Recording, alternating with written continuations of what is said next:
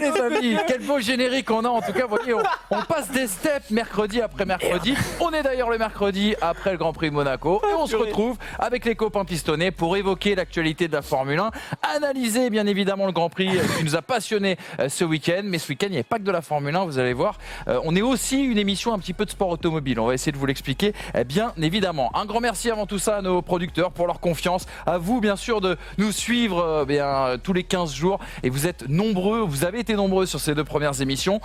Bref, on sort d'un gros week-end de sport automobile, je vous le disais, et nos pistonnés ont hâte d'en découdre. Alors on va lâcher tout de suite les chevaux et leur dire bonjour, n'est-ce pas mon cher Brice Germain, qui je sais s'est régalé, notamment samedi, a failli tout casser chez lui.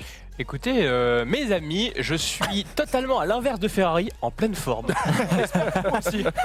À ses côtés, un garçon qui a pas mal souffert, on peut le dire, la semaine précédente, avec notamment les exploits de monsieur Fernando Alonso de l'autre côté de l'Atlantique. Comment ça va, Hamza ? On avait dit qu'on en parlerait pas. Je suis sûr, on va en parler. Je suis sûr, on va en parler. Petite voix, Hamza. Bonjour à tous. On va en reparler d'ailleurs un petit peu plus tard dans l'émission. Et puis, je le sais, le dernier que je présentais, c'est un petit peu votre chouchou, normal. En plus d'avoir un certain flow à la Catherine Laborde, il sent le temps un petit peu, il a les sensations d'un certain Alain Gillot-Pétré. Pierrot Valette, alias Despiello F1 et sa chaîne que l'on aime tous. Salut, mon cher Pierrot. À quand le retour du soleil ? Parce que là, franchement, il fait plutôt gris. Il fait plutôt gris. Je me casse. Alain Gillot-Pétré. Non, reste avec nous, Pierrot. Reste avec Le nous. rage quit. Ça fait partie Rage quitte absolu. Non, ça va super bien, ça va super bien. J'espère vous apporter un petit peu plus de météo, sachant qu'il a eu quelques gôtes, effectivement, à Monaco. Ouais, c'est vrai. Juste une chose, on ne jette pas une casquette Ferrari. Et ils le font eux-mêmes en ce moment. Pour le flot de Catherine Laborde, sache que je suis un grand amoureux de Catherine Laborde. C'était forcément là, je vais me poser des questions, venu de ma bouche. Bon les amis, on va reprendre un peu de sérieux parce que aujourd'hui, malheureusement, on enterre Niki Lauda, légende bien sûr de la Formule 1 et du sport automobile plus largement. Impossible de ne pas évoquer bien sûr l'Autrichien et ce pilote qu'on n'a pas forcément connu nous, mais voilà, puisqu'on a la culture F1, on a beaucoup lu sur ce garçon et on a grandi aussi quelque part avec ses exploits qu'on a découvert après. Niki Lauda, donc ses funérailles ont lieu aujourd'hui. Moi je voulais commencer par un petit tour de table. On en parlera, Niki Lauda, pas dans cette émission, mais dans une émission exceptionnelle que vous retrouverez la semaine prochaine, une sorte de hors-série. On n'avait pas prévu de revenir la semaine prochaine, mais on sera bien là mercredi prochain, justement pour une émission 100% Niki Lauda. Et on commence ce tour de table justement. Avec une question, quel est le moment qui vous a le plus marqué, allez, au-delà de la carrière de Niki Lauda, dans la vie de Niki Lauda, parce qu'on a l'impression que sa vie de pilote et sa vie d'homme se confondaient un petit peu. Bah écoute, moi je partirais plutôt évidemment sur l'accident de Niki Lauda. Hop, j'ai récupéré la petite casquette. Non, plus sérieusement, je prends l'accident parce que c'est ça qui marque le plus les gens, même s'il y a énormément de choses dans sa carrière et on en reparlera dans l'émission dédiée. Mais effectivement, l'accident, c'est ce qui marque le plus, on va dire, la Formule 1 aujourd'hui parce que c'est un des seuls qui a fait un comeback incroyable suite à son accident et c'est peut-être le seul qui fait ce comeback après un accident aussi horrible, on va dire.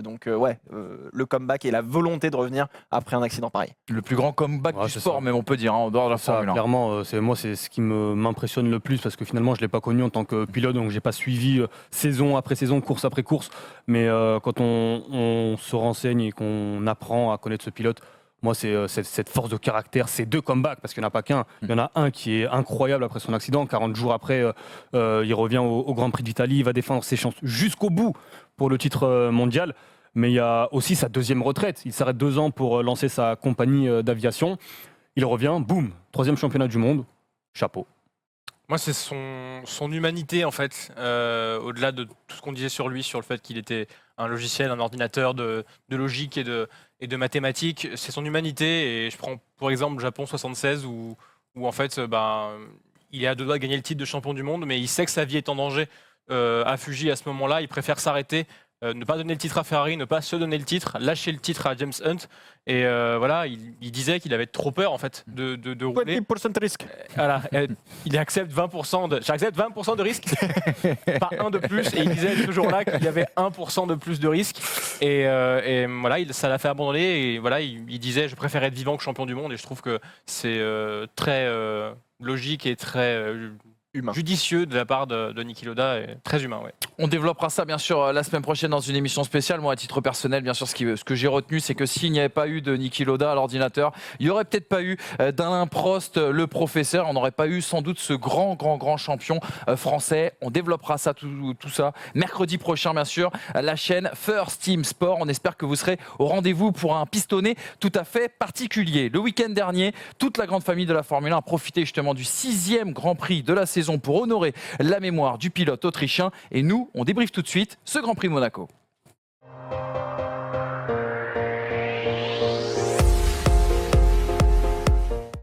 Le Grand Prix de Monaco et ses 4 enseignements. Vous en avez pris l'habitude maintenant dans les pistonnés. Week-end à oublier pour Charles Leclerc. Merci Max Verstappen qui a été un peu le détonateur de cette course. Les Français plutôt dans le coup, mais on posera aussi la question pour Renault. Et puis le carton plein de Toro Rosso. Mais sans plus attendre, on va attaquer sur la partie, je pense, qui va vous faire beaucoup parler et qui a fait énormément jaser. Oui. C'est ce week-end cauchemar pour Charles Leclerc. Je veux votre avis, les pistonnés, sur cette Bérésina qu'a connu le pilote monégasque à domicile. Bah alors Brice, Charles Leclerc boit l'eau du port, qu'est-ce qui se passe? Ouais, il est un peu bulot, ouais, effectivement. Je rappelle, tu donnais Charles Leclerc vainqueur à Monaco. Non, j'ai dit possible. J'ai dit oui, possible. 10 minutes après avoir dit que les Ferrari se planteraient. Oui. Il irait dans le mur. Et finalement, Charles Leclerc, meilleur temps des EL3. Et Vettel qui se plante en EL3. Mais je suis pas si loin que ça finalement. Tu vois, Bon, Leclerc a fait 20 tours. Non, Charles Leclerc a pris l'eau clairement et après bon, c'est un peu de sa faute parce que il a son tour de, enfin tous jouent en qualif en fait. Tous jouent à la qualif où en Q1 il rate son premier tour, donc il doit normalement faire un deuxième tour et Ferrari ne le fait pas ressortir. C'est une honte absolue et c'est d'une incompétence incroyable ce qu'a fait Ferrari de ne pas le faire ressortir Charles Leclerc. Comme je l'ai dit sur Twitter, voilà, le petit cheval cabré que vous montre Pierrot maintenant, elle ne se cabre plus beaucoup. On a l'impression que les hommes qui gèrent cette écurie sont un petit peu à la ramasse en ce moment. Certainement qu'ils étaient trop focalisés sur la performance de Vettel et le fait que Vettel était trop lent en Q1 à cause de son EL3 avorté. Donc voilà, il y a eu vraiment un manque de compétences sur cette Q1. Ça a ruiné le week-end de Leclerc. Et ça a ruiné sa course derrière, puisqu'on sait très bien qu'en qualif à Monaco, si on se rate, c'est compliqué après. Ce qui est terrible, c'est qu'on sait qu'il y a des circuits sur lesquels il ne faut pas se planter en qualif. Parce que la piste évolue tour après tour. C'est interdit. Et Monaco fait partie de ces pistes-là. Depuis 150 ans, depuis 400 ans, ce que tu veux, Monaco fait partie de ces pistes-là. En course de char, je comprends pas comment chez Ferrari, on a pu se dire que Leclerc était safe. Surtout après un tour finalement moyen. Alors oui, comme tu le dis, Leclerc a sa part de responsabilité parce que son premier run est mauvais. Il est pas suffisamment bon. Mais chez Ferrari, il y a combien 50, 60, 70 personnes dans le garage. Il n'y a pas une seule personne qui a pu voir que Charles Leclerc allait se faire sortir parce qu'on le voyait descendre petit à petit. Il y a 35 et à 2 minutes de la fin, on le voyait déjà descendre à la 11e, 12e place. Donc ça veut dire qu'à 2 minutes de la fin, tu as le temps de ressortir et d'aller faire un tour. Je ne comprends pas comment chez Ferrari, on a pu passer à côté de ça. Moi j'ai une petite explication, je pense que... Mais c'est pas normal. Je suis d'accord avec toi. Les mecs qui regardaient Vettel en train de sortir le tour de sa vie, parce que là, faut contrebalancer. Parce que si Charles Leclerc, erreur de Ferrari évidemment, mais... Vettel qui se met dans le mur au FP3, donc qui conditionne la course, qui casse sa suspension, faut la refaire avant la qualif. Il loupe son premier run, je crois, en Q1, donc il faut qu'il ressorte un deuxième run. Il faut absolument qu'il le réussisse pour passer en Q2, sinon c'est mort. Et là, c'est encore sous pression. Énorme pression sur Vettel qui réussit, donc tout le monde était comme ça. Comment c'est possible que Vettel il arrive à se sortir de la galère? En fait, il est où Charles? Et donc Charles, lui, il était là, ouais, vous êtes sûr, faut pas que je ressorte, j'aimerais bien ressortir, machin. Non, t'inquiète, c'est bon. Vettel, il est où, non, mais effectivement, énorme erreur stratégique de chez Ferrari. C'est pas la première fois. C'est pas la première fois. Malaisie 2009, oui, absolument. Ouais. Même 2010 avec Alonso. Ferrari sortent de la Q1. Je veux dire, je comprends pas, moi non plus, je comprends pas. Ferrari, là, des amateurs absolus. Alors ils se sont expliqués le lendemain en disant justement que ils avaient tablé sur un certain temps qui leur permettrait de passer le cut en Q1. Ils voulaient peut-être aussi économiser un train de pneus en vue de la course. C'est aussi ça la situation de Ferrari, c'est-à-dire qu'ils sont obligés de prendre des risques parce que la voiture ne fonctionne pas comme elle voudrait. Quel est l'intérêt de prendre ce risque? Risque inutile. Ferrari fonctionne avec beaucoup de logiciels informatiques à et ça un lui a moment donné, très souvent fait défaut. Notamment, je ne sais pas si vous vous souvenez, en 2008 à Singapour, avec le feu en fait, qu'ils avaient pour faire repartir le pilote quand le plein d'essence était terminé. Ouais. Il avait bugué et Massa était reparti avec le tuyau d'essence. Ça lui a fait perdre le titre mondial. Là, pareil, ils ont un logiciel qui leur dit si oui ou non le pilote doit ressortir en fonction de l'amélioration de la piste. Et il y a un temps à faire pour être dans les marges de ce logiciel-là. Binotto a expliqué que Leclerc était dans ses marges, mais que la marge a été mal estimée et l'évolution de la piste dans le logiciel a été mal estimée. Et c'est ça, selon Ferrari, qui a coûté la qualif. Mais après, le sport automobile reste un sport d'être humain. Il faut arrêter de tout confier aux machines. Exactement. Et quand on voit Charles Leclerc 11e à 4 dixièmes de la zone d'élimination, finalement, il faut arrêter de faire confiance à la machine. Il faut envoyer le gamin en piste et qu'il roule. Attention, il faut aussi préciser, mon cher Manu, que eh bien, Ferrari a fait une masterclass ce week-end en convoquant tous les journalistes pour leur montrer c'est quoi une masterclass en stratégie. D'accord. Bravo. Avant la qualif, bravo. Donc, du coup, ils ont refait une conférence de presse le lendemain pour dire on s'excuse, le machin, le logiciel et tout. Mais les mecs ont quand même fait une masterclass pour dire regardez, on sait faire des stratégies. Ça a coûté cher, ça. Ils auraient dû attendre. Ça, pognon. Hein. Un petit mot quand même sur sa course à Charles Leclerc, parce que Erwan nous l'a montré dans le Barco. La petite déclaration, enfin la crevaison déjà au 8e tour. Il y a eu l'attaque kamikaze sur Romain Grosjean. De la part d'un kamikaze, c'est un compliment. Qui ne manquera pas de vous faire réagir, j'imagine. Un petit mot sur cette course de Charles Leclerc et notamment sur sa crevaison au 8e tour, cet accrochage. Est-ce que Nico Hülkenberg qui disait il a été trop impatient, on sait aussi que derrière, lorsqu'il y a crevaison, il attaque assez fort sur son pneu, qui détruit complètement son fond plat. Il avait été clair de toute façon, Charles Leclerc, il allait prendre tous les risques. Quand tu es à Monaco, si tu veux passer, tu dois prendre tous les risques. Parce que si tu prends pas tous les risques, tu restes derrière. Leclerc, je pense, on peut rien lui reprocher sur cette course. Quand même, oui, l'attaque sur Hülkenberg. L'attaque sur Hülkenberg. Ouais, mais je suis désolé. Sur Grosjean, ça passe bien parce qu'il se met vraiment à hauteur et il lui laisse pas de choix. Hülkenberg, il sert trop. Mais c'est l'intention. T'es obligé. Bien sûr. Alors après, oui, sur le moment, c'est plus facile après de dire ouais, mais effectivement, sur ce moment, peut-être que Hülkenberg, il n'était pas à hauteur d'Hülkenberg. Mais l'intention, c'était d'attaquer à chaque tour et de provoquer à chaque tour. Au bout de 6 tours, les Ferrari et Mercedes et Red Bull, elles mettent 10 secondes à Ricardo. Donc, à un moment donné, il allait passer, quoi qu'il arrive. C'est juste que là, je trouve que peut-être qu'il a forcé un chouïa. Moi, je trouve que si tu fais pas ça, t'es pas un pilote de F1, quoi. Désolé. Allez, bien sûr. À Monaco, donc Niki Lauda n'est pas un pilote de F1. Ah, c'est différent. Ah bah voilà. Le tracé est beaucoup moins large qu'avant. Non. Et les voitures sont plus larges. Ouais, les voitures sont beaucoup trop larges pour Monaco. C'est débile de toute façon. Mais ce que je veux dire, c'est il n'a pas le choix. Et quelque part, on se souviendra plus de la course de Charles Leclerc en ayant fait 20 tours comme ça que 77 et au final en finissant 10e anonymement, en remontant, et en marquant un point. Et je pense qu'il a beaucoup plus marqué les esprits en faisant ce qu'il a fait. Et ça s'est vu parce que finalement au Driver of the Day, il est 3e alors qu'il a fait que 20 tours. Ouais, c'est d'ailleurs scandaleux, mais non, mais dans le bon sens. Dans le bon sens. Moi, je l'aurais plutôt mis en Driver of the Day, genre premier, deuxième, tu vois. Verstappen, Hamilton ont fait. Non, mais Verstappen, il a rien fait de la course. Bon, on va en reparler. Ouais. Mais la transition est toute trouvée. Juste pour finir sur Charles Leclerc, il faut quand même noter les 2 dépassements qu'il fait, mine de rien. Le premier au Loves, donc à l'épingle, sublime, qui est magnifique, incroyable. Il arrive, il met là aussi, il laisse pas le choix à Norris de devoir le laisser passer. À la Rascasse, il nous fait une Bianchi magnifique avec une voiture encore plus large. Ouais. Donc ça passe et tu vois que ça passe quand même. Tu mets pas une feuille de papier. Hein. Ce qui fait à la Rascasse, aujourd'hui, dis-moi quel pilote de F1 le fait. Mais personne. Non, mais on est bien d'accord. Personne d'autre. Verstappen. Lewis Hamilton le fait pas parce que l'intelligence de course, il préfère parce qu'il est devant et parce qu'il préfère prendre 18 points que 25 là-dessus et qu'au petit championnat, on va dire. Juste un mot, le seul reproche à la limite qu'on peut faire pour Charles Leclerc, effectivement, c'est après sa crevaison, lorsqu'il attaque comme un fou, j'allais employer un autre terme, mais lorsqu'il attaque comme un fou et effectivement il détruit le fond plat. Mais sinon pour le reste, chapeau Charles. Max Verstappen, alors ça va peut-être être l'occasion d'un débat. C'est en tout cas le deuxième enseignement de ce débrief de la course. Nous, on avait mis le détonateur de ce Grand Prix de Monaco, point d'exclamation. Vraisemblablement sur ce plateau, ça serait plus avec un point d'interrogation. Max a conduit comme un lion. Voilà la déclaration de son patron, Christian Horner. Il a été élu Driver of the Day. Et puis surtout, il faut quand même le rappeler, c'était son premier top 3 en qualif cette saison. Son premier top 3 aussi à Monaco en carrière. Preuve que Max Verstappen a progressé depuis ces dernières saisons, on en a déjà parlé. La course de Max Verstappen, est-ce que quelque part on n'était pas content de le voir derrière Lewis Hamilton en se disant il va se passer quelque chose? Heureusement qu'il était là, on se serait fait chier, mais surtout il a pris du plomb dans la gueule, le gamin. Et ça c'est une bonne nouvelle. Et on le disait dans l'émission précédente, pardon, je vais y arriver. Il a pris en maturité et ça s'est vu sur cette course. Il attend le dernier moment, les derniers tours de course pour tenter l'attaque une fois qu'on a le mode 7 sur sa voiture pour pouvoir essayer de faire un dive bomb de l'espace, mais complètement il sort du tunnel, le mec il veut faire le frein sur Hamilton qui est déjà à la chicane. Donc là, tu fais bon, on a une photo derrière dans le parcours, pas, magnifique. La photo est magnifique ici, mais effectivement ça a été une très belle course de Max Verstappen, relativement intelligente.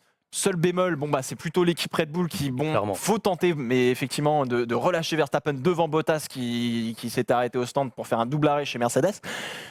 Donc oui, course assez intelligente mine de rien, mais apparemment je crois que Verstappen est resté dans un mauvais mode moteur pendant tout le long de la course jusqu'à ce qu'on lui dise de mettre le mode 7, ce qui fait qu'il se prenait des valises en l'entrée de tunnel. Véridique ou communication de la part de Honda, parce que ça paraît quand même assez étonnant. Alors c'est Verstappen qui l'a dit lui-même. Il a dit qu'en fait, une fois qu'on a mis le mode moteur en place pour la course, il avait en fait très peu de couples à bas régime. Et les seules occasions qu'il avait de dépasser, c'était après être revenu dans tout le secteur 1 et début de secteur 2, là où la Mercedes était très lente. Et là où il avait l'occasion de passer, c'était après être vraiment revenu derrière la voiture d'Hamilton, c'est-à-dire au virage du portier, prendre l'aspiration dans le tunnel et dépasser au bout. Sauf que c'est le virage très très lent du circuit ici, et pour repartir, il n'avait pas de couple.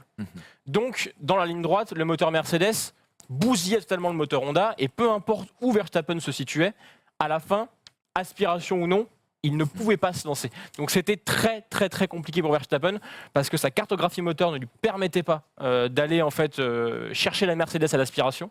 Ouais. Et en même temps, Monaco, il n'y a pas non plus 36 virages pour dépasser.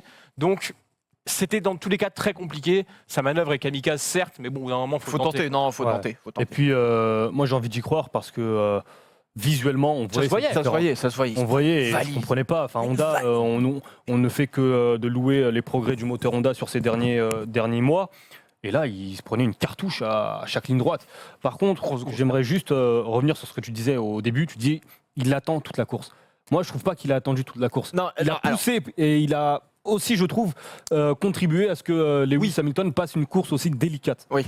Non, mais alors, quand je dis il a attendu toute la course, je parle en termes d'intelligence de course. Parce que le Max Verstappen, il y a 2 ans, il tente le dépassement qu'il a tenté au 10e tour. Ce qu'il a fait sur Grosjean il y a 4 ans maintenant. Oui, c'est ça. Oui, voilà. Donc ça se finit dans le mur, les 2 bagnoles abandonnent. C'est ce qu'attendait Sébastien Vettel d'ailleurs, mais ça s'est pas produit. Et Monaco a été aussi un bon moyen de dire merci à la réglementation 2019, parce que quand même, Verstappen a pu rester 50 tours derrière Hamilton avec les mêmes pneus. Et relativement proche. Et pas, voilà, il était à moins d'une seconde, il a été au DRS, je crois, quasiment tout le long. L'économie moteur, c'est essentiel. Et ses pneus étaient sensiblement dans le même état que ceux d'Hamilton, voire meilleurs. Donc, merci pour nous permettre en fait d'avoir des pilotes qui suivent. Et sur un autre circuit, on aurait eu une sacrée bagarre vraiment de dépassement, quoi. Là, c'est Monaco, c'est particulier. Sur notre circuit, je pense que Verstappen, il aurait mangé après 3 tours. Parce qu'au vu des pneus. Il serait défendu, Lewis, attention. Ouais, mais avec les pneus d'Hamilton, je suis pas sûr. Un petit sous-virage pour l'emmener à l'extérieur, tout va bien. Exactement. Troisième enseignement de cette course, les amis, il faut quand même évoquer le cas des Français. Alors, on va peut-être mettre Renault de côté et parler surtout de 2 pilotes tricolores, Pierre Gasly et Romain Grosjean. Premier top 5 avec Red Bull pour Pierre Gasly, qui avait pourtant été pénalisé en qualification pour avoir gêné justement Romain Grosjean. Et puis Romain Grosjean, certes un petit peu déçu à l'arrivée de ce Grand Prix du fait de la pénalité qu'il prend pour avoir mordu la ligne à la sortie des stands, mais c'est la deuxième fois quand même que le franco-suisse devance son coéquipier Magnussen. Positif ce bilan pour les Français ou pas? Je dirais plutôt positif, même si Gasly, ça commence à être un petit peu chaud pour lui. On le dit depuis le début de la saison, il y a eu une marge de progression. Là encore une fois, je pense qu'il fait le taf, il n'y a pas de souci. Il fait le meilleur tour en course, pas de souci. Il prend les points pour Red Bull, c'est ça qu'on lui demande. Il y a, je pense, 0 chance pour qu'il soit aussi proche que Max Verstappen des Mercedes ou ce genre de choses. Donc bon bilan pour Pierre Gasly. Par contre, je vais mettre très bon bilan pour Romain Grosjean, qui se fait gêner en qualif par Pierre Gasly, mais qui ne l'a pas vu, etc. Donc il n'y a pas de rancune là-dessus. Mais Romain Grosjean, qui avait une bonne voiture tout le week-end et qui a fait 51 tours, je crois, sur les pneus softs. 50, C'est pardon. déjà ça, hein. Ce qui est énorme, donc il faut le faire. Donc effectivement, il a bien piloté, pas d'erreur, et ça s'est bien passé Surtout pour Romain pour Grosjean. être pointu, la réglementation dit soft maintenant, mais ce sont les super soft. Ouais, Ce sont les C4. C'est les C5. C5. Donc ce sont des pneus qui sont Les plus vraiment tendres. les plus tendres de chez les tendres chez Pirelli. Donc il a tenu avec ces pneus-là, qui sont de la mousse, hein, faut dire ce qui est, pendant 51 tours. Chapeau à Romain Grosjean, et surtout sur un circuit comme Monaco, où les erreurs sont pas permises, et il était habitué à en commettre, et ça n'a pas été le cas. Ouais, bien, très très belle course de Romain Grosjean. Ça fait plaisir qu'il, pour une fois, il soit devant Kevin Magnussen. 2 fois de suite. Juste pour revenir sur Pierre Gasly, on aurait pu vivre une fin de course, je pense, incroyable si jamais Red Bull avait osé faire entrer Gasly avant, parce qu'au final, il finit à même pas 10 secondes de Lewis Hamilton. Donc Pierre Gasly, à force d'enchaîner les meilleurs tours, au moment où il sort des stands, il a, je crois, 28 secondes de retard de mémoire. Il revient à 9 secondes. On aurait pu vivre une belle fin de course. Et comme tu dis, au final, il prend les points. Il est encore loin de Verstappen. Il est encore loin du top 5 avec Charles Leclerc, du coup. Et aujourd'hui, c'est top 5. Il fera top 4 ou top 3 la prochaine fois si jamais il y a des abandons devant. Mais en fait, Pierre Gasly, on a l'impression qu'à chaque course, il est seul au monde. C'est ça. Il Mais est trop bien sûr. loin des mecs devant, mais il est aussi trop devant des largement en avance par rapport aux mecs mais à derrière. Monaco, il n'était pas si loin que ça finalement, Non, parce c'est ça. qu'il prend sa péna. Déjà, tu pars 8ème à Monaco, c'est pas la même que si tu pars 5ème. Il se retrouve dans le groupe de Ricciardo qui fait un bouchon monstre en début de course. Je crois qu'il perd 2 secondes au tour en début de course sur les leaders. Donc évidemment, compliqué. Derrière, il fait une course sans erreur, il ramène les points. Et je pense que Red Bull, ils sont bien contents d'avoir un pilote cette année qui fait pas trop d'ombre à Max Verstappen. Donc pour le moment, il aligne la place juste derrière Verstappen. Non, il fait le taf et il a 3 dixièmes de Moi, je veux Verstappen. rajouter un truc sur Gasly, c'est que là, on a 6 courses où il fait des points, où il se sort les doigts, on va dire, pour faire le taf avec une voiture qui n'est pas forcément la même que Verstappen. on le rappelle. Exactement. Adrien Tambay l'a dit cette semaine d'ailleurs. Mais tous ces points intermédiaires qu'il est en train de marquer, c'est les points que Charles Leclerc n'a pas marqué lui, et que les Ferrari n'ont pas marqué aussi, qui vont jouer beaucoup sur la fin de championnat à mon avis. Et pour boucler la boucle, parce que par rapport à ce que tu disais au début, c'est vrai qu'Adrien Tambay, vous savez, qui est consultant notamment dans de nombreux médias et ami de Pierre Gasly, a déclaré cette semaine qu'il n'avait absolument pas la même voiture que Max Verstappen, et en plus de ça, qu'il n'avait pas trop de légitimité à demander certaines choses, notamment le baquet où il n'est pas à l'aise. On le sait, il aimerait changer complètement le baquet, il n'est pas à l'aise et l'écurie ne lui donne pas. Le dernier enseignement, on a beaucoup parlé de Red Bull dans ce Grand Prix de Monaco. On va forcément évoquer sa petite sœur, Toro Rosso, le carton plein pour cette écurie. Daniel Kvyat qui fêtait sa 3e Q3 de suite, qui a terminé 7e. Première Q3 en carrière pour Alexander Albon qui était 8e. Et c'est surtout à Monaco 10 points pris sur 16 pris depuis le début de cette saison. Et Toro Rosso qui pourrait s'inviter à la lutte finalement peut-être pour cette 4e place. Enfin, ça va se resserrer en tout cas au niveau de cette lutte pour la 4e place. Ça va être difficile parce qu'avec la moteur Honda, en fait, à Monaco, ça gomme sa déficience un petit peu. Mais en tout cas, le vrai point fort de Toro Rosso, c'est qu'ils ont réussi à aligner un line-up qui est ultra performant. C'est une surprise. Ouais, c'est une vraie surprise. Kvyat revient de parmi les morts, clairement, parce que Torpedo. quand tu as ta chance en F1 avec Toro Rosso et Red Bull et que tu la perds, généralement on t'oublie. Pense à Elgar Soirée, à Buemi, tout ça, c'est bye bye. C'est pareil pour Albon. Hein. Oui, bien sûr. Mais Conduite de plaisir pour Albon. Il fait une Q3 à Monaco. Conduite de plaisir, il se fait kiffer, il est entre les rails. Voilà, c'est comme ça qu'on fait des résultats. C'est la photo avec Greg qui l'a motivé. Ah oui, absolument, avec Corrupteur. Non, mais clairement, moi je pense que Albon, il me surprend de plus en plus. Mais c'est ce que je disais à la dernière émission, c'est qu'il est dans le plaisir. Il sait que sa chance, c'est une opportunité en or et qu'il faut profiter de cette chance-là. Et quand on profite, la passion, bim, tu fais des Q3 avec une Toro Rosso qui n'avait pas marqué beaucoup de points jusqu'à il y a pas longtemps, et tu fais une Q3 à Monaco, et c'est exceptionnel parce que Monaco, pour faire une qualif, faut envoyer du très lourd, faut raser les murs, faut faire 2-3 bisous au rail sans casser une suspension comme Verstappen l'année dernière. Donc c'est quand même un très très beau duo qu'ils ont fait, et puis P7 P8 avec des Toro Rosso, faut quand même le souligner. Pour un rookie, c'est impressionnant ce qu'il a fait à Monaco. J'aimerais juste saluer aussi, parce qu'on parle des pilotes, la stratégie de course de Toro Rosso, je vais y arriver. On parlait tout à l'heure du bouchon Ricciardo, il est rentré très tôt au stand Ricciardo, et du côté de Toro Rosso, on a poussé Kvyat et Albon jusqu'au 32 et 40e tour. Il fait une Villeneuve. Ouais, voilà. 32 et 40e tour. Et c'est vrai. C'est l'imitateur en Et- fait. Loda, Villeneuve. C'est le meilleur consultant qu'on puisse avoir. Et effectivement, et finalement, ils ont pris une avance suffisante pour devancer. Ils ont fait un Ricciardo. énorme overcut. Ils ont très bien fait parce qu'au final, ça marche. Tu as 2 pilotes qui, depuis le début de saison, cartonnent. Alors, j'ai toujours des doutes sur mon ami Danil Kvyat, mon ami russe. On verra s'il sera aussi performant jusqu'à la fin de saison. On sait que McLaren a 2 très bons pilotes. Bon, Renault, c'est fini, mais j'ai envie de.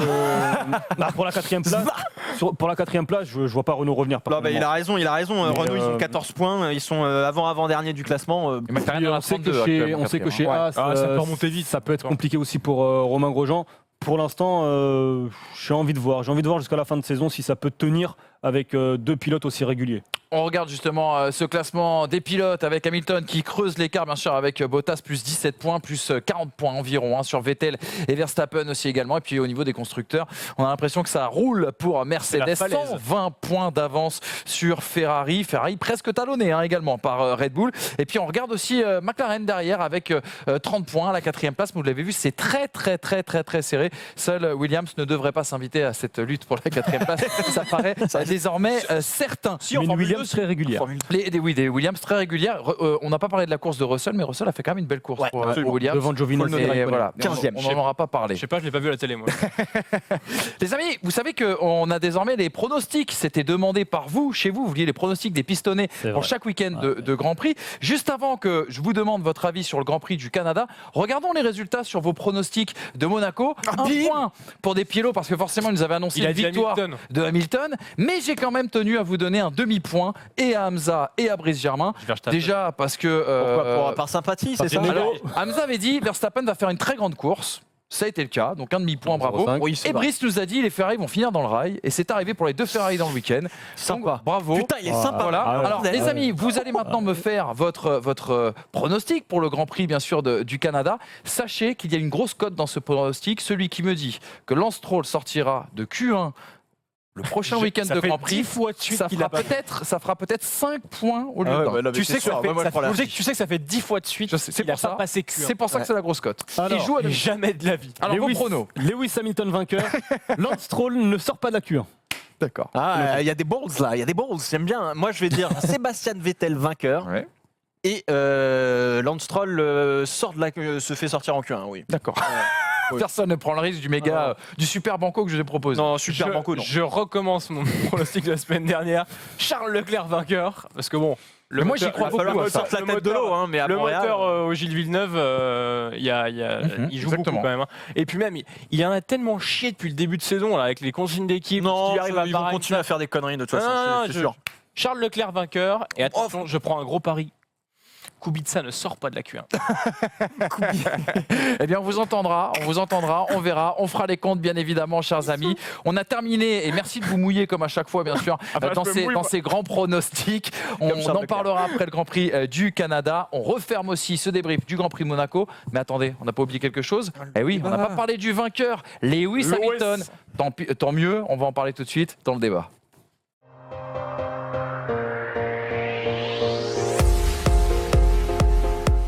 Et oui, Lewis Hamilton a encore frappé ce week-end une 85e pole. Il a d'ailleurs dépassé, excusez-moi, le record de Schumacher qui était de 58 poles avec la même écurie avec Ferrari. Tranquille. Lui, il en est à 59. Une 77e victoire qui le rapproche d'ailleurs un peu plus du record de 91 succès de l'ami Schumi. 140 podiums. 17e course menée aussi également de bout en bout. Et pourtant, un week-end plein d'émotions pour le Britannique, un week-end qui n'a pas été de tout repos. Regardez cette petite citation de Lewis Hamilton qu'on vous a préparée bien sûr pour cette émission. Cela a été la course la plus difficile que j'ai jamais eu à faire. Je me suis battu avec l'esprit de Niki. Je n'avais pas piloté avec de tels pneus depuis Shanghai en 2007. Les amis, les pistonnés, la question du jour est simple. Où situez-vous cette QV Monaco 2019 dans les grands prix de légende gagnés ou disputés par Lewis Hamilton?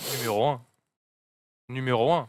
Je suis pas d'accord. C'est la première fois, je trouve, depuis très longtemps, que Lewis Hamilton a dû piloter sans sa voiture. C'est-à-dire que sa voiture l'a laissé tomber, en tout cas ses pneus l'ont laissé tomber assez rapidement.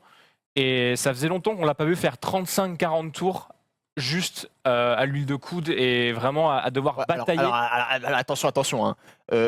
Les tours qu'il fait, il est moins rapide que Kubica quand même. Hein. Ouais. Je tiens à préciser. Oui, mais il doit c'est défendre. volontaire. C'est volontaire. Il doit défendre. Et il a il doit 66 défendre, tours, il a fait défendre, 66 ouais. tours avec des pneus. Je suis qu'on désolé, appelle dans la aujourd'hui carrière de médium. Lewis Hamilton, il y a eu des courses franchement plus. Voilà, je dis pas que c'est Mais pas un exploit. Autant Hein, mise en attention. difficulté.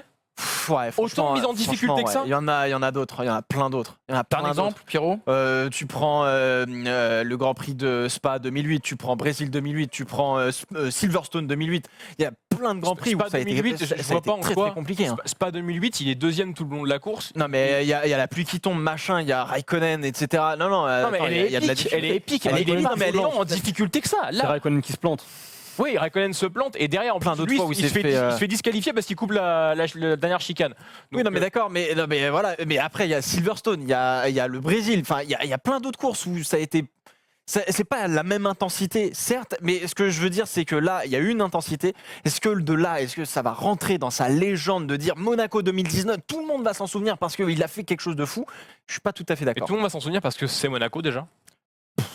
Et enfin, en fait, c'est une énorme performance de défense, alors qu'on le connaît plus en grosse performance d'attaque. L'énorme performance de défense, pour moi, tu me cites Hakkinen, Schumacher, Spa 2000, là, il y a de la défense. Là, Non, mais là, on parle de Lewis suffit Hamilton, qu'ils mettent un coup d'axel dans le tunnel, l'autre, il était sur le mauvais régime moteur, tu vois.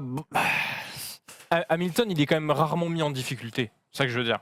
Ça fait quand même 4 ans. Ah, c'est pour ça que je trouve que c'est un peu surcoté, là, sur ce Grand Prix-là, de dire qu'il a été en extrême difficulté. Certes, alors, attention, parce que le relais qu'il fait avec ses pneus, Ah, il est fou. il est fou. Hein, on est 67 d'accord, tours. D'accord, c'est énorme. 67 énorme. tours. Mais Avec de des- là à dire que ça va rentrer dans sa légende, je suis pas tout à fait d'accord. Moi, je pense que ça rentre dans sa légende. Je la mets pas en numéro 1 parce que effectivement, il y a plusieurs courses. Mais pour moi, ça rentre dans sa légende. Ça rentre dans sa légende pour plusieurs raisons. La première, c'est que Mercedes se plante au niveau des stratégies et Bottas La aurait fenêtre pu, se referme. Ouais. et Bottas aurait pu subir le même sort si finalement il se fait pas harponner. Il n'y a pas ce contact avec Verstappen dans les stands. Deuxième raison, il a Verstappen derrière. Autant si ça avait été un Sébastien Vettel, je pense qu'il aurait pu passer une course un peu plus tranquille.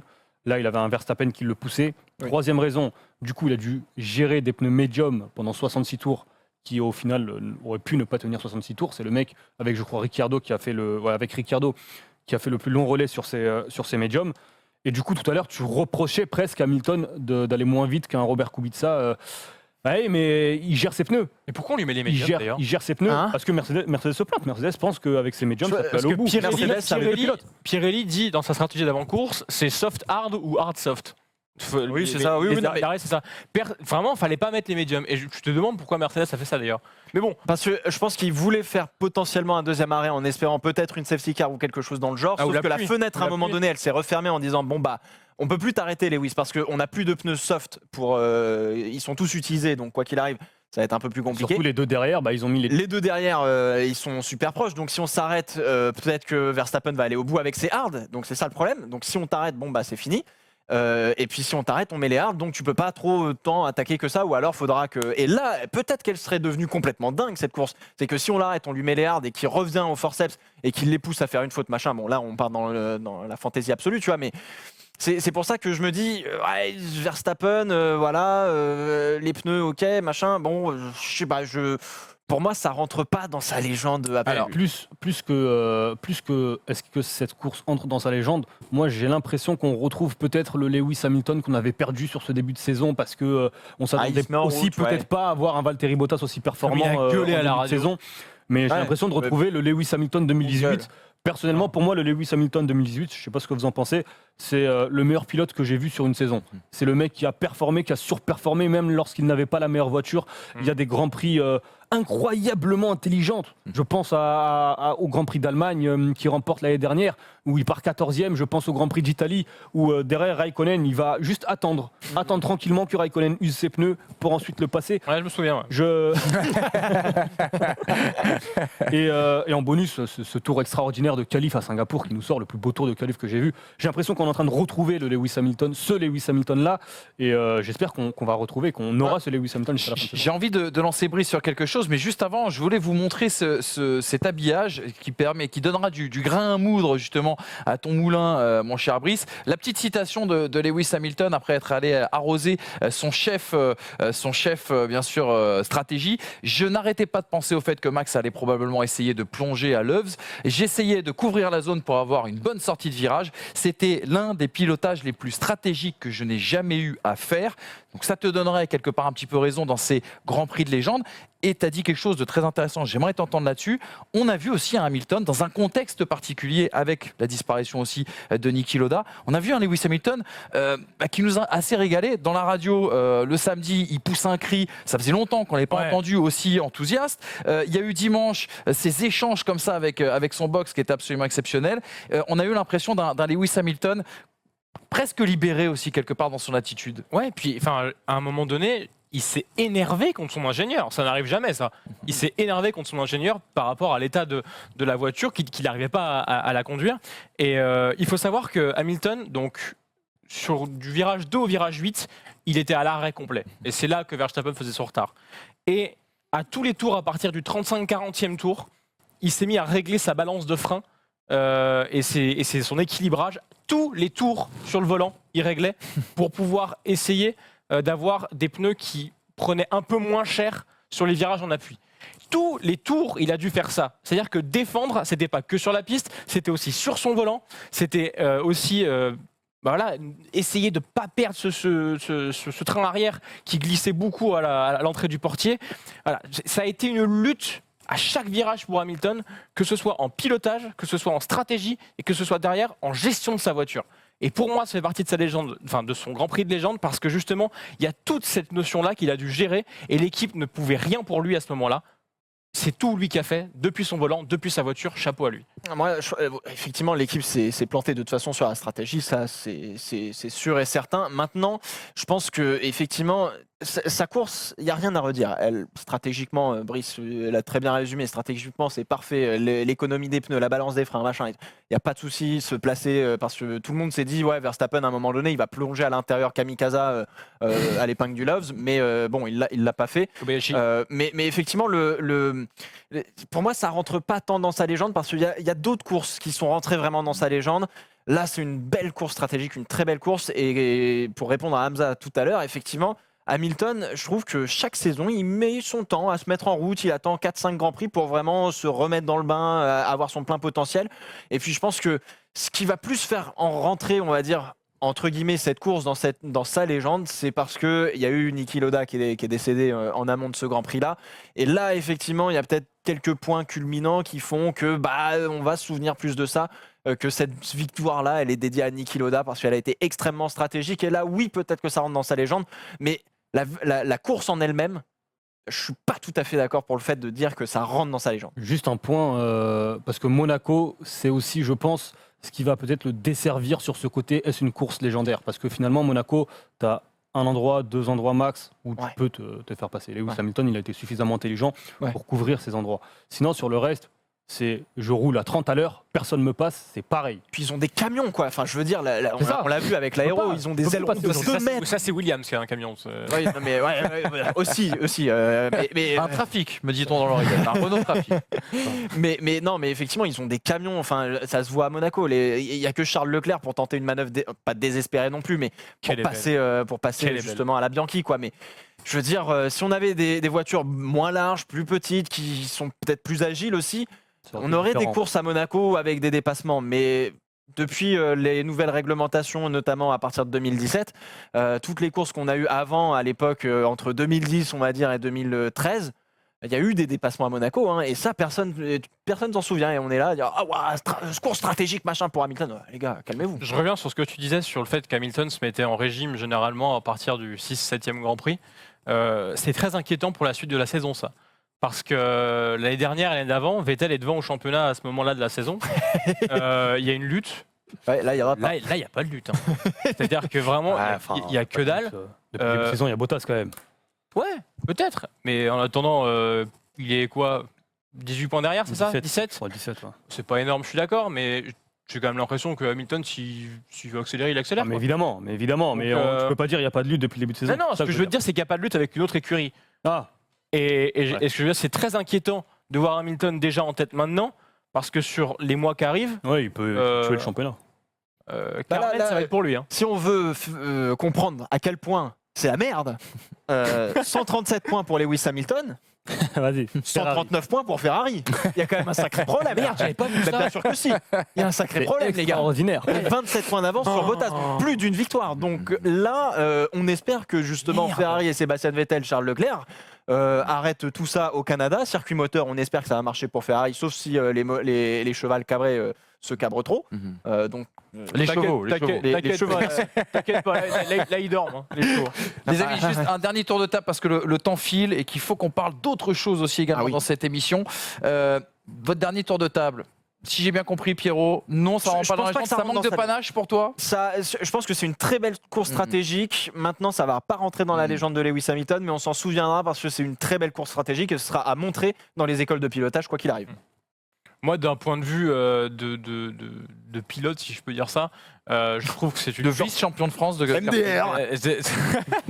Ouais, on rigole. C'est vrai. Non, d'un point de vue pilotage, je trouve que c'est une course référence pour Lewis Hamilton parce qu'il a dû gérer des paramètres qu'il n'a pas à gérer d'habitude. Et même si le tracé de Monaco l'aide à ne pas se faire dépasser, il est une course complète sous tension et il fait pas une erreur, quoi. Enfin, veut dire, tu regardes ses tours, c'est tout aligné, quoi. Veut dire, il y a du survirage, du sous-virage partout, il a plus de pneus et pourtant la voiture elle fait pas un travers. Chapeau. Une course référence, oui, légendaire. Légendaire légendaire dans un top 10, dans un top 15, pourquoi pas. J'adore Alonso. Mais légendaire, comme tu disais tout à l'heure, sa meilleure course, certainement pas. Mais on peut placer cette course dans le top 10 et top 15. Donc après, selon la définition de chacun, légendaire, pas légendaire, je laisse votre propre choix. Mais écoutez, faites les arbitres comme Hamza. Vous pouvez bien sûr commenter en bas de cette vidéo, nous donner votre avis bien sûr sur cette question et votre sentiment bien sûr sur cette course disputée et remportée par Lewis Hamilton. Allez, tout de suite, on fait vite, on passe au décryptage.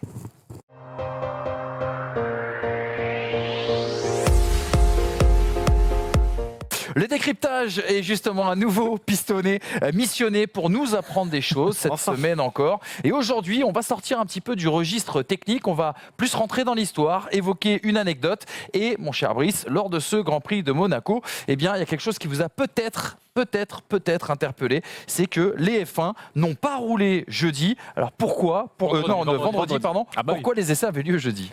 Alors Monaco est un circuit à part, ça tout le monde le sait, un moment à part dans la saison et aussi parce que effectivement les essais libres depuis la création du circuit se passent le jeudi. Alors ça c'est une animation que j'aurais aimé avoir un peu plus tard, mais en fait voilà, donc c'est à 11h le jeudi matin pour les EL1 et à 14h pour les EL2, un jour de décalage et une journée blanche pour la F1 le vendredi. Mais alors du coup ça remonte à quand? Alors ça remonte à la création en fait du championnat du monde de F1 puisque Monaco est là depuis le début, 1950 et lors de cette création du championnat du monde, Monaco avait lieu lors du week-end de l'Ascension. L'Ascension étant un week-end de pont. Ça amenait beaucoup de touristes, comme on peut le voir sur l'image, à Monaco à l'époque. Sauf que faire rouler les Formule 1 le vendredi faisait que les commerces avait une perte de chiffre d'affaires puisque les gens allaient voir le Grand Prix vendredi, samedi, dimanche et que le jeudi c'était férié. On a donc décidé à ce moment-là de mettre les essais libres au jeudi, jour férié, pour permettre après aux personnes présentes pour le Grand Prix d'aller consommer dans la principauté, parce que on aime un petit peu l'argent en principauté.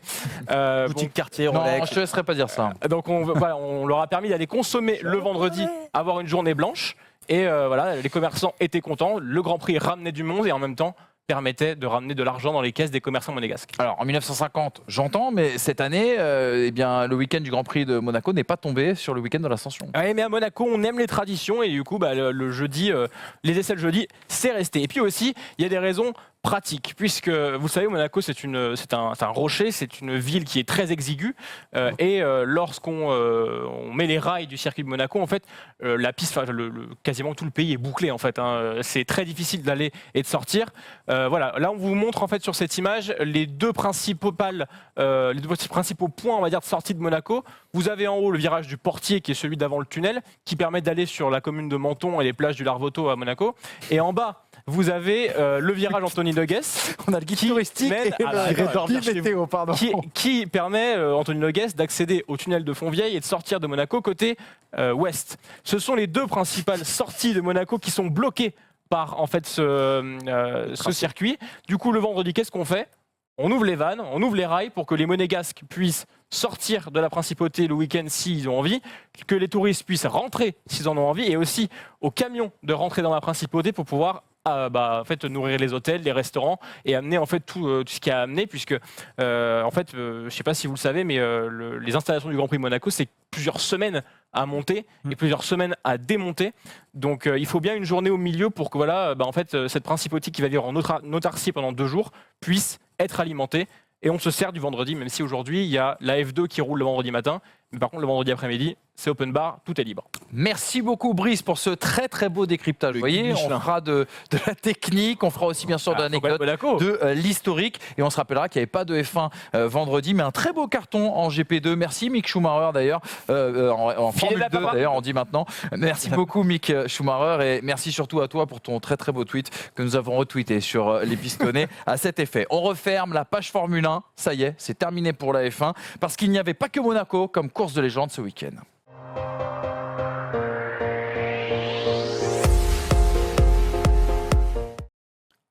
Les news, ou dirons-nous la news de ce week-end, parce que comme je vous le disais, il n'y avait pas que de la Formule 1, il s'est passé quelque chose d'absolument historique et on va d'ailleurs se concentrer là-dessus cette semaine. La victoire du Français Simon Pagenaud aux 500 miles d'Indianapolis. C'était dimanche, fin de journée pour nous Français qui habitons de l'autre côté de l'Atlantique. Un événement véritablement historique, vous allez le voir avec justement ce petit habillage en statistique. On a essayé de vous représenter notre Français Simon Pagenaud, 4e Français après Jules Gou, René Thomas et Gaston Chevrolet a remporté l'une des plus dures et mythiques courses du monde. Coup d'œil aussi également à son palmarès en IndyCar Series avec un petit peu plus de 100 courses, 10 pole positions, 25 podiums, 13 victoires, seulement sa 2e victoire bien sûr sur un ovale, un titre de champion, c'était il y a maintenant 3 ans. Et puis on se rappellera que ce garçon avait commencé sa carrière en Europe, il avait disputé les 24 heures du Mans, notamment avec Peugeot, il avait fini 2e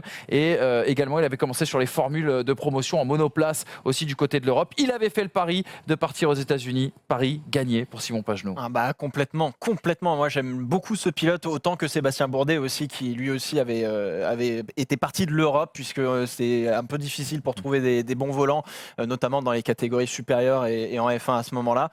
Simon Pagenaud qui s'est un peu exilé, qui n'avait pas du tout un pistonné pour le coup, puisqu'il allait chercher lui-même ses sponsors pour débuter dans les formules Renault Eurocup à l'époque, donc c'était pas facile. Et puis il a été séduit entre guillemets par un parcours un peu différent, un peu atypique, beaucoup plus difficile de mon point de vue que de rester en Europe, parce qu'aux États-Unis on n'a pas les mêmes repères, on n'a pas notre famille, on est un peu livré à nous-mêmes dans un pays différent, sur un continent différent. Il y a toujours un peu le mal du pays qui revient, c'est pas facile de s'adapter, et en plus d'être performant, ça requiert une énorme détermination, et il a bien réussi, il s'est très bien adapté à la culture américaine, et puis il surkiffe et ça se voit quoi. Donc très très belle performance pour Simon Pagenaud. Ouais. Moi c'est sa gestion de course qui est incroyable. On a l'impression qu'il a fait ce qu'il voulait. Lorsqu'il voulait être en tête, il l'a été. Lorsqu'il a voulu être à l'aspiration, il l'a été. Sa gestion, sa lecture de course m'a impressionné. Alors on va forcément retenir ce dernier tour absolument magistral. Mais moi j'ai l'impression que Pagenaud, il a dominé sa course de la manière. Il a écrit son histoire. Il a écrit sa course en amont, on a l'impression, et il a tout réalisé comme si c'était dans un livre. Quoi. Et ben ça tombe bien que tu dises ça, parce qu'on a un petit habillage qui résume parfaitement et qu'il a déclaré après la course, après s'être jeté bien sûr cette bouteille de lait sur la tête. Il dit: c'est dur à croire, c'est un rêve devenu réalité, une vie passée à travailler pour atteindre ce but. Ça c'est plus en rapport avec ce que nous disait bien sûr Pierrot. Déclaration, c'est par rapport à sa stratégie. L'an dernier j'avais trop économisé mon carburant, cette fois il fallait rester en tête le plus longtemps possible, et le drapeau jaune est arrivé au bon moment. On peut le dire, c'est un petit peu le tournant. C'est grâce à un autre Français, c'est cet accrochage entre Sébastien Bourdet et Rahal, et Graham Rahal. Incroyable cette scène, parce que tu vois Graham Rahal sortir de sa voiture et mettre la pression à c'est pas en Bourdet. Verra ça, hein. Exactement. Ça a sauvé aussi un peu la course, on peut le dire, de Simon Pagenaud. on peut pas refaire le film dans le sens où on ne sait pas où Pagenaud aurait fini s'il n'y avait pas eu ça. Ce qui est sûr, c'est que quand on part en pôle à l'Indy, on a un désavantage cruel, c'est de consommation, puisqu'on n'a pas l'aspiration des autres. Donc effectivement, Pagenaud s'arrêtait quelques tours plus tôt à chaque fois. Il aurait dû le payer en fin de course. Ouais. Après, il y a aussi un autre événement qui a joué un peu en sa faveur, même si la safety car l'a atténué, c'est l'arrêt manqué de Rossi. À peu près mi-course, qui passe quand même 25 secondes au stand, qui repart du coup, même s'il y a la safety car, il part quand même plus loin.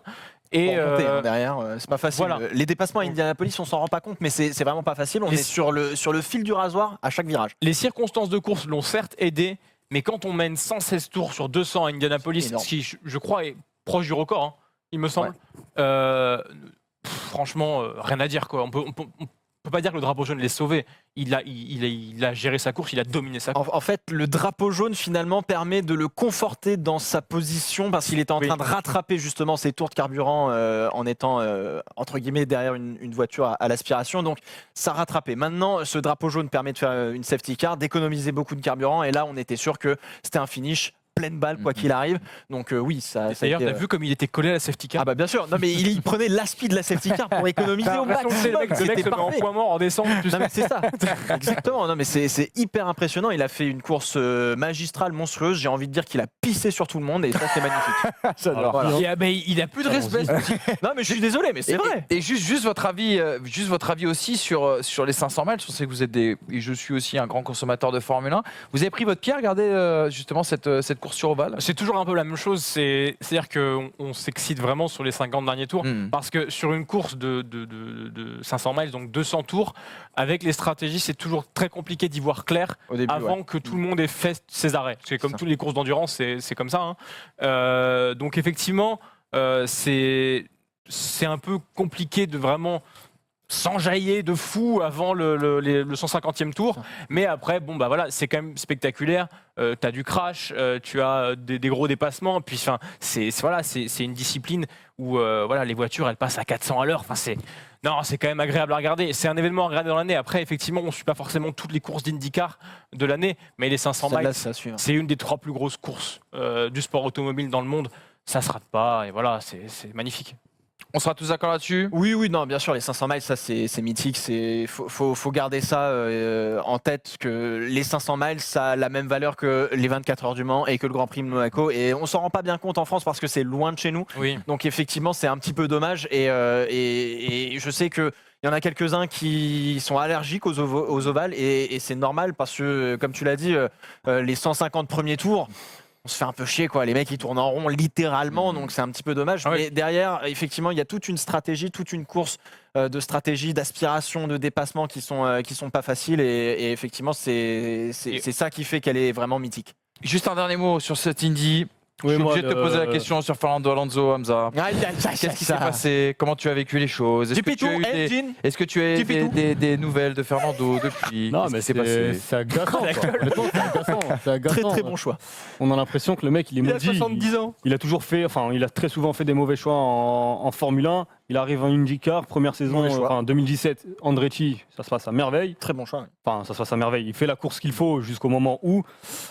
Et là, McLaren, ça marche pas. Et bien sûr que non. Je sais pas ce que l'avenir lui réserve, mais il a dit qu'il pourrait ne pas revenir en Indy incessamment sous peu. Je pense que le prochain objectif pour lui, c'est le Dakar. Eh ben, ça nous fera peut-être un débat. Pourquoi pas un retour? Voulez-vous revoir Fernando Alonso en Formule 1? Je vous garde les réponses de nos pistonnés pour la prochaine fois. Merci à vous d'avoir parlé d'Indianapolis. On passe tout de suite au quiz, ça va être incroyable. On est super à la bourre.